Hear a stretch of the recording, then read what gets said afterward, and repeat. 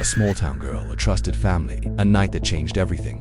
What started as a missing persons case spiraled into one of the most disturbing crimes the FBI had ever seen.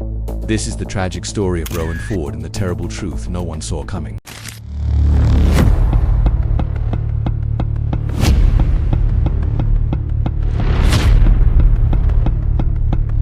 Subscribe to Crime Whispers.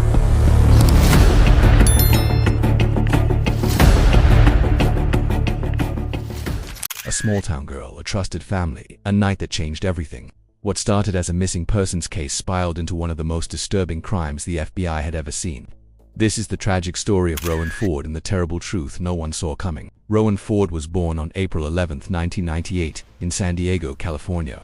After her parents' divorce, she and her mother Colleen moved to the quiet town of Stella, Missouri, a place where everyone knew each other and bad things weren't supposed to happen. Rowan was sweet, kind, and full of life.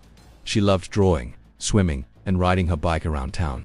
She adored Sunday school, often helping other kids with their lessons. She was only 9 years old, in the 4th grade, a little girl with a big heart. November 2, 2007, a night like any other. Colleen worked the night shift at a local store, leaving Rowan at home with her stepdad, David Spears. David claimed that Rowan asked for a sleepover at a friend's house. He said he let her go, without asking which friend, because Stella was small and nothing bad ever happens here. But when Colleen came home the next morning, Rowan wasn't there. None of Rowan's friends had seen her. Panic set in. Colleen begged David to call the police.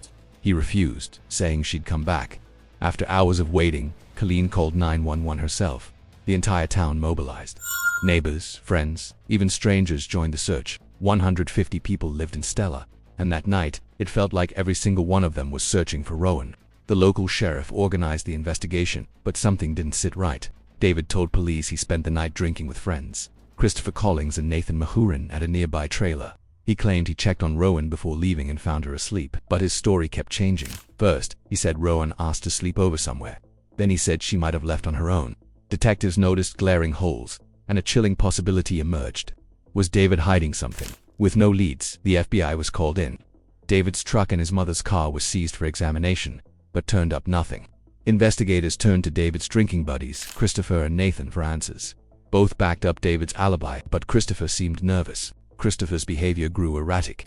He asked to meet privately with Sheriff Clark, an old family friend, away from the police station. Tears in his eyes, Christopher said he loved Rowan like family, but hinted he knew more than he was saying. The sheriff pressed him. Christopher finally broke. What he revealed shattered everything. Christopher confessed that he took Rowan from her home that night. He drove her to his trailer and assaulted her. He claimed he panicked when she recognized him in the moonlight. He strangled her with a thin rope to keep her from talking.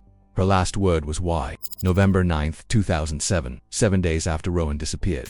Searchers found a shallow pit near a neighboring town. Beneath a pile of leaves and debris, they found Rowan's body. She was half-dressed, showing signs of strangulation and assault. The little girl everyone loved, discarded like trash. Christopher's confession led to David Spears' arrest. In a stunning twist, David admitted he helped Christopher cover up the murder. He claimed he walked in on the assault, and instead of saving Rowan, he joined in.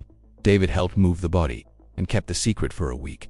Two men Rowan trusted most betrayed her in the worst way. Christopher Collings was sentenced to death for Rowan's murder and assault. David Spears, despite his confession, avoided the death penalty, instead receiving 11 years for child endangerment and obstruction of justice. The sentence sparked outrage. He deserved worse, Rowan's mother said, her voice breaking. He didn't just let her die, he let her suffer. Rowan Ford was only 9 years old, a child who deserved love, safety, and a full life. Instead, the people who were supposed to protect her became her worst nightmare. Was justice truly served, or did the system fail Rowan yet again? What do you think? Did David Spears deserve a harsher sentence? Was Christopher's death sentence enough? Let us know your thoughts in the comments below. And don't forget to like, subscribe, and stay tuned for more powerful true crime stories.